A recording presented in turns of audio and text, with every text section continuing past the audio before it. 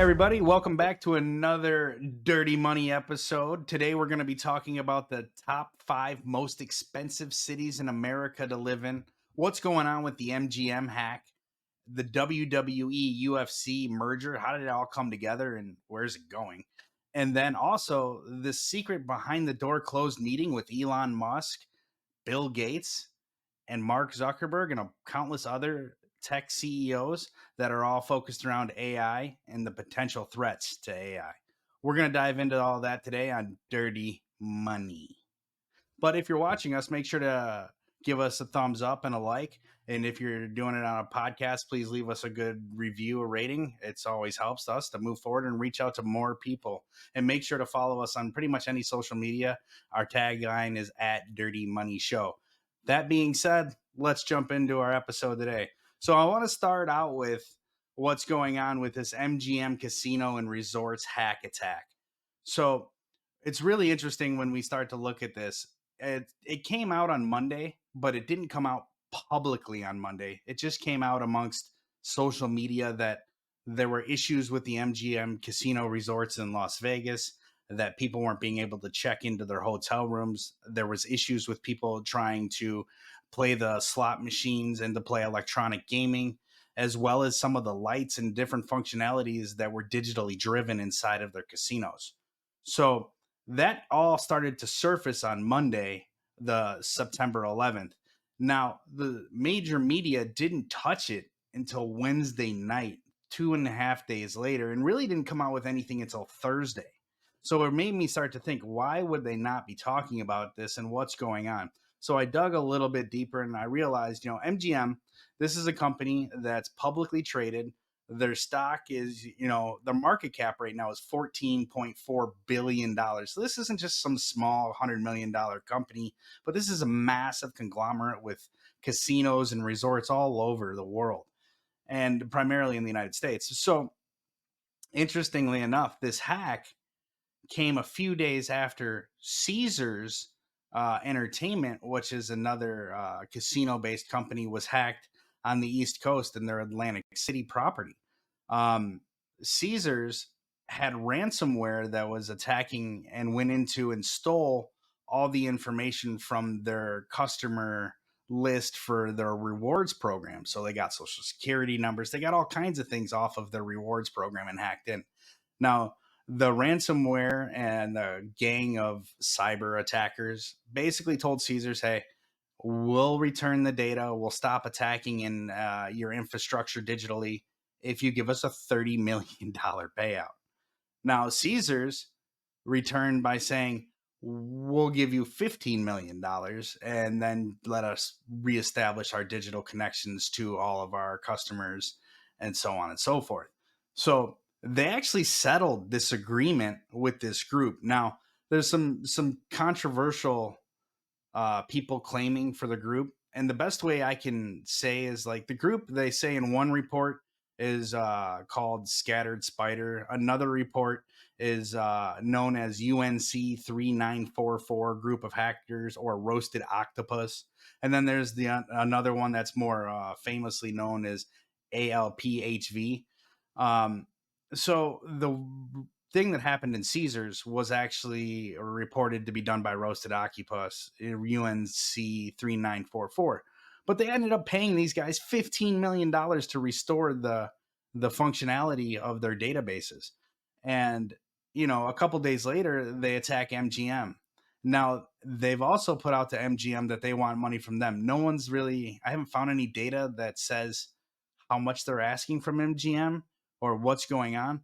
But, my first thought is anybody that's a cyber attacker that's extorting companies, you're pretty much going to be a terrorist, is how I look at it. Now, here's a post from VX Underground that talks about what's going on.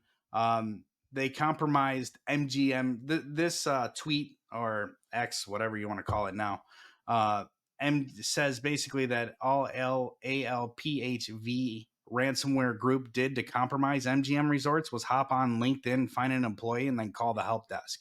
That's according to this tweet or X post right here.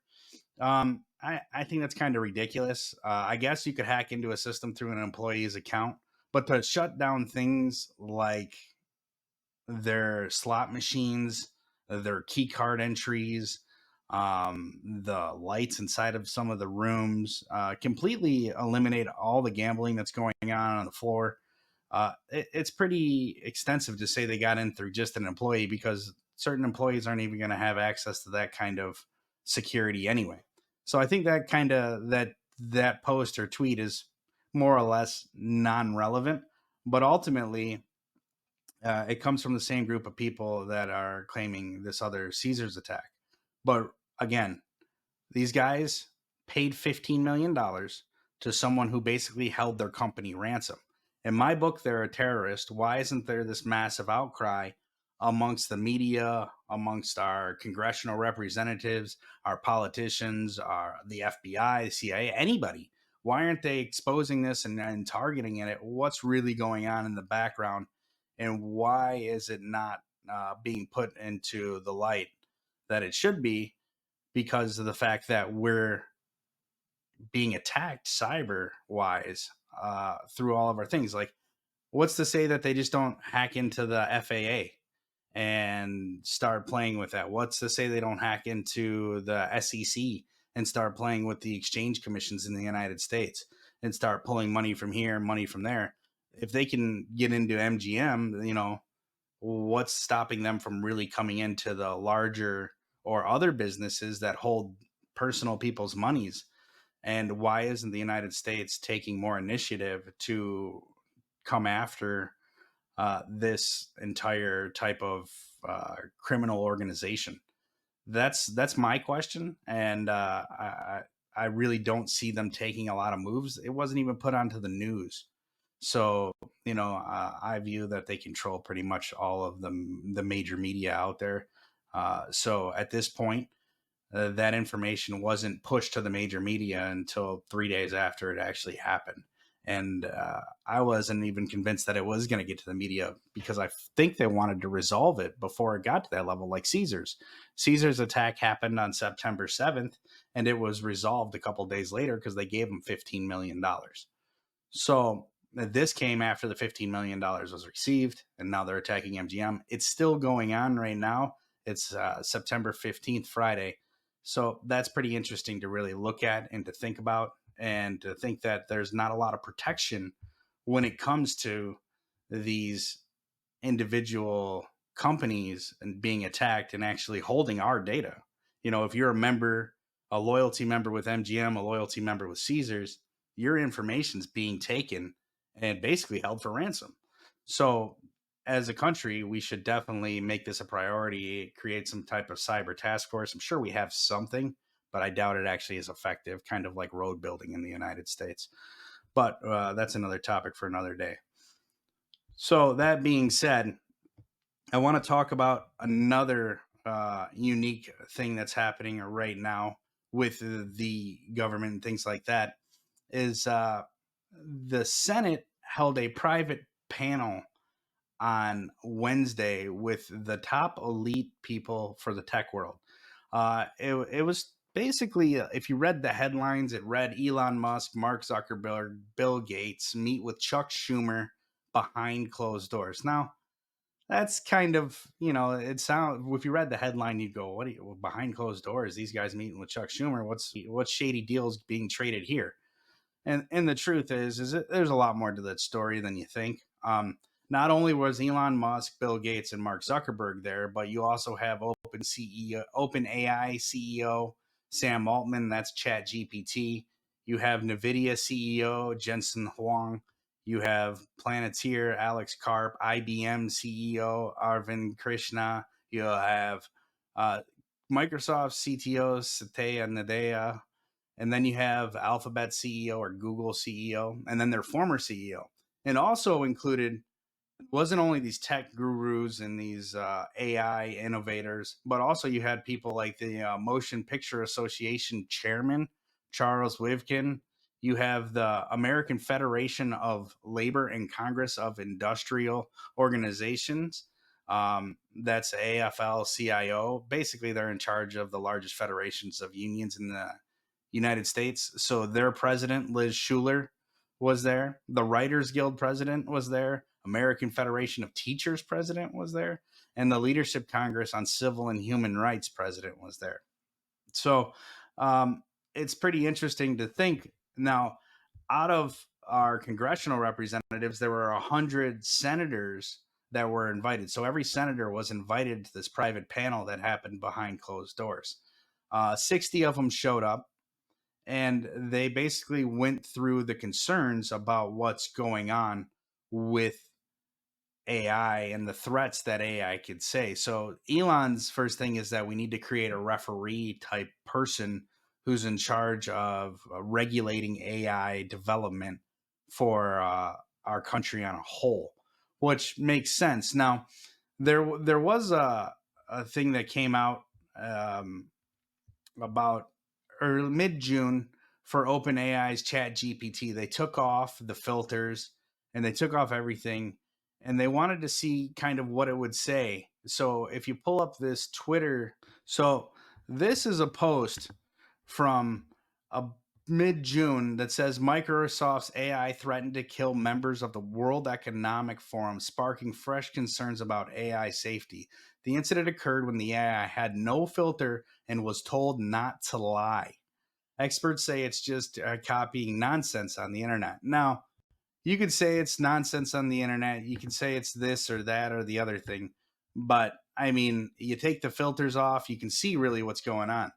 I mean, how many times have you said take off the filter and to see what something really looks like? Filters are put on to disguise or to, enhance something that to look differently.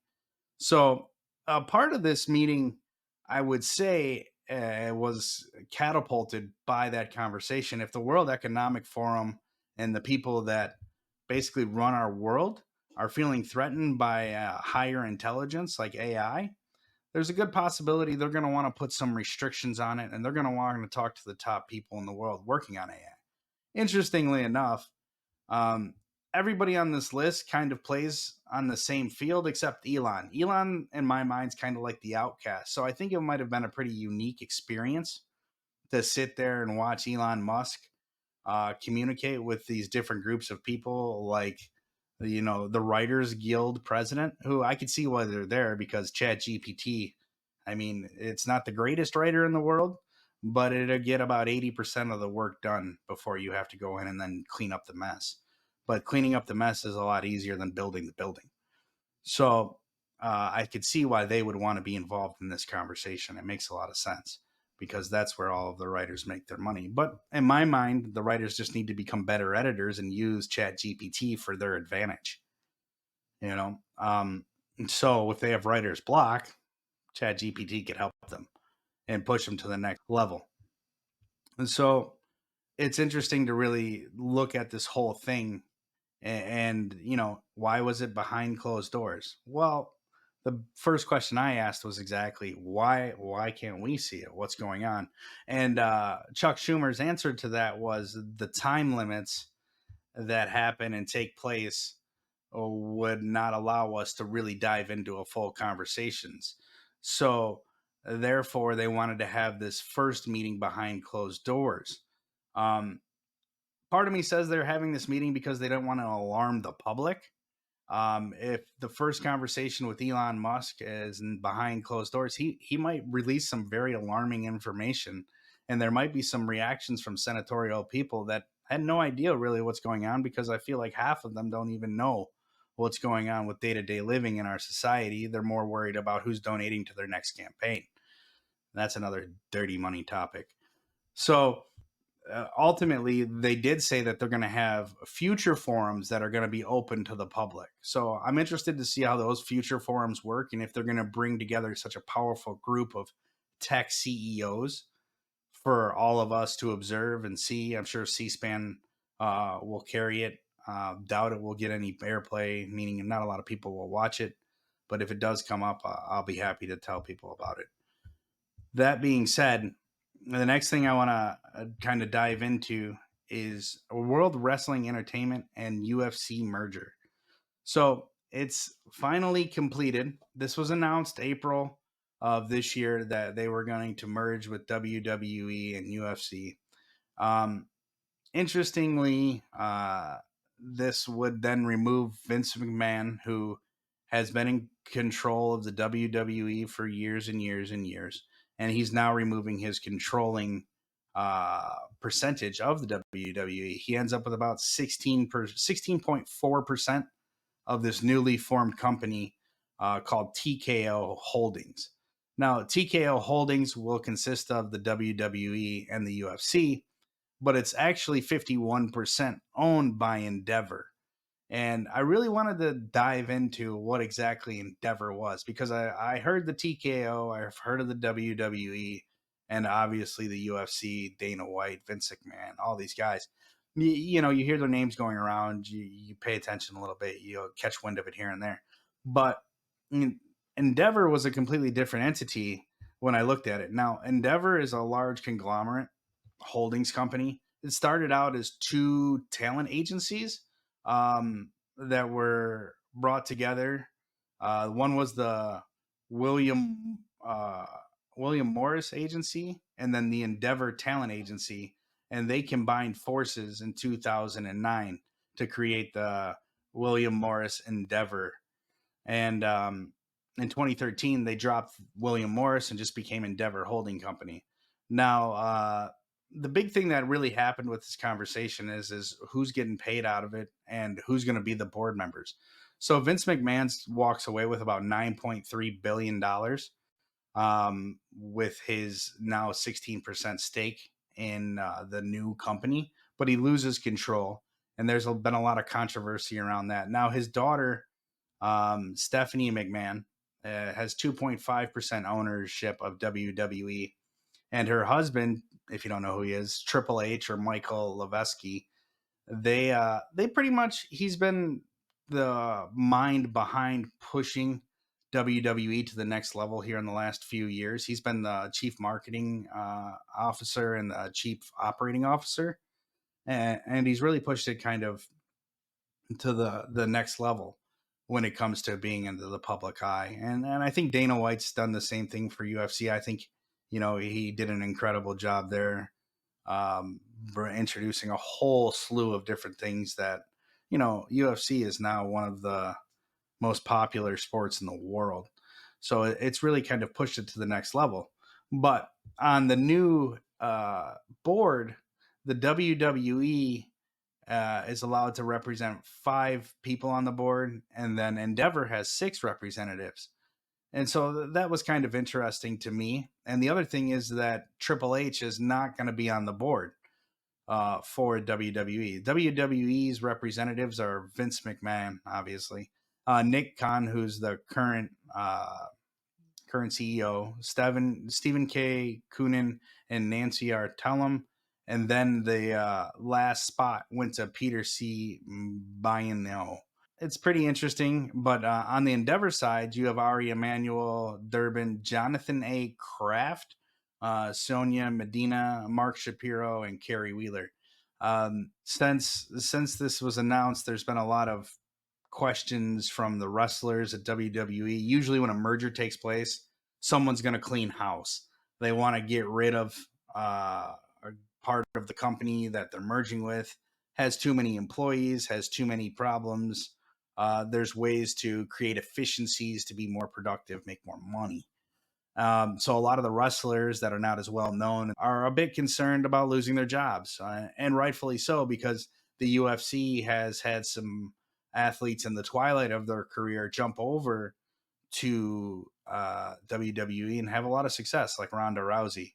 Um, so now that everything's official and they've got it all completed, I think that's going to be might take place quite a bit more as long as the UFC champions who have a lot of popularity want to go over to WWE, kind of like a football athlete going and being an announcer. It's kind of like them allowing them to go into a twilight or semi-retired format or on to the next point in their career after they've done UFC.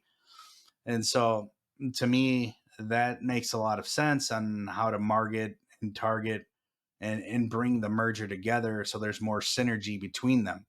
Um, and actually make it more profitable for everybody. So, if you have a Ronda Rousey who's actually just won a tournament, yeah, there's Boyne, Peter C. Byney. That was him just now. But the idea pretty much is that you have um, stars that are in the UFC winning championships, and they can go over and make a guest appearance in the World Wrestling Entertainment. So yeah, Ronda Rousey, she went into the twilight of her career, became very, very popular in WWE, and has had a lot of success financially and publicly and all the above. So I think now uh, the CEO that's going to take over for TKO is going to be Nick Khan, and we'll see if there's a place for Triple H as like a chief operating officer still, or a CMO, chief marketing officer.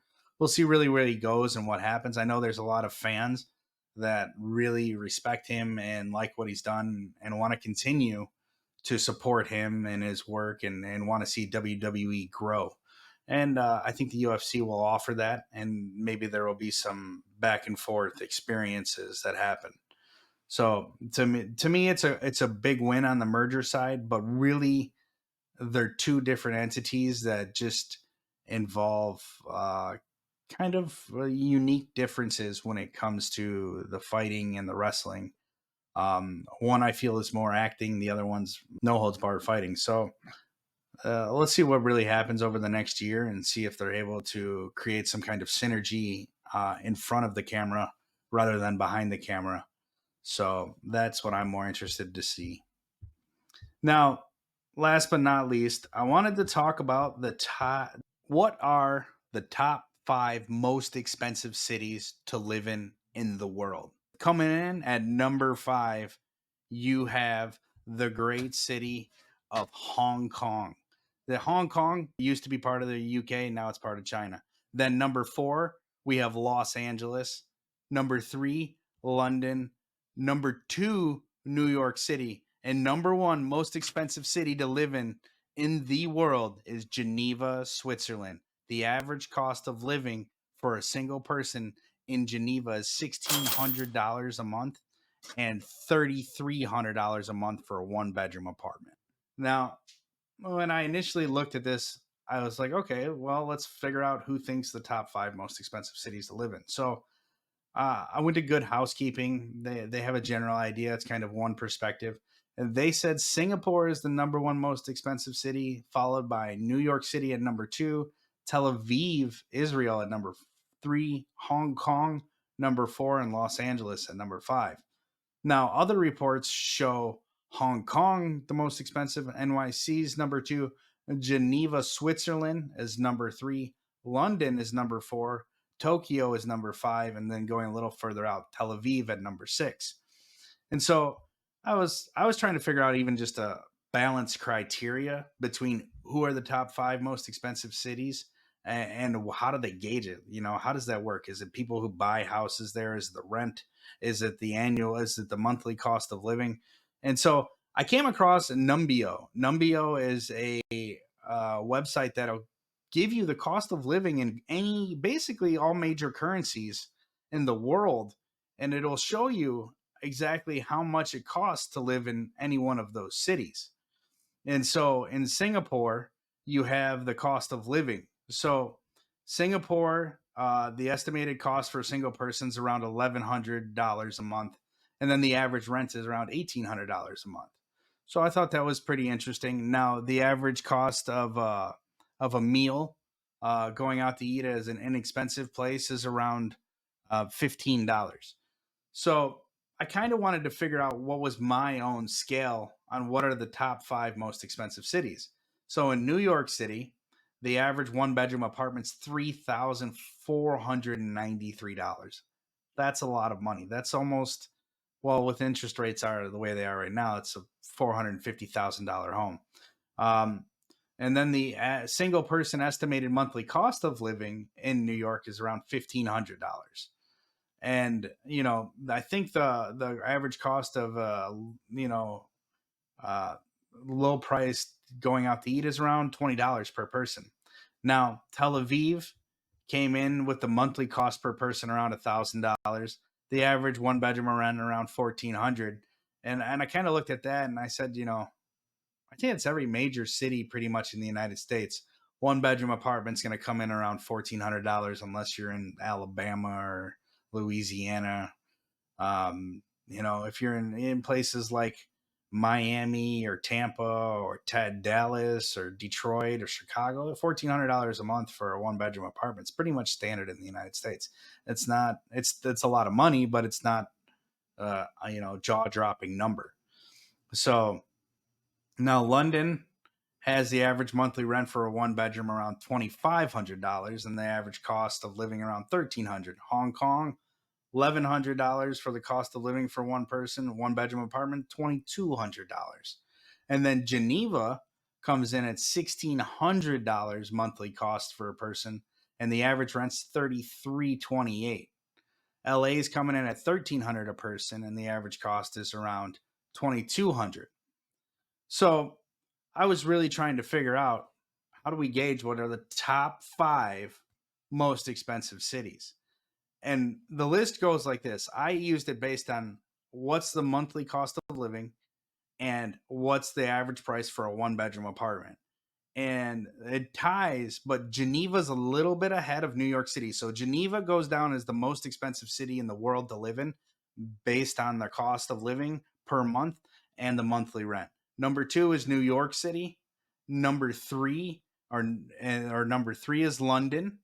Number 4 is Los Angeles. Number 5 is Hong Kong. Tel Aviv doesn't even make the list. And Singapore, which was said to be number 1 by Good Housekeeping, doesn't make my list either, because the cost of living for for the apartment is significantly less than it's $1,100 a month to live there. So that being said, the most expensive city to live in the world, based on my calculations, Geneva, Switzerland.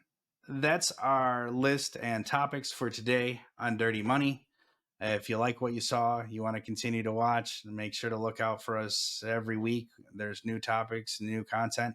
If you have things that you want me to talk about, research, or look into, make sure to leave them in the comments below, and I will be happy to dive into it. And once again, this is Dirty Money.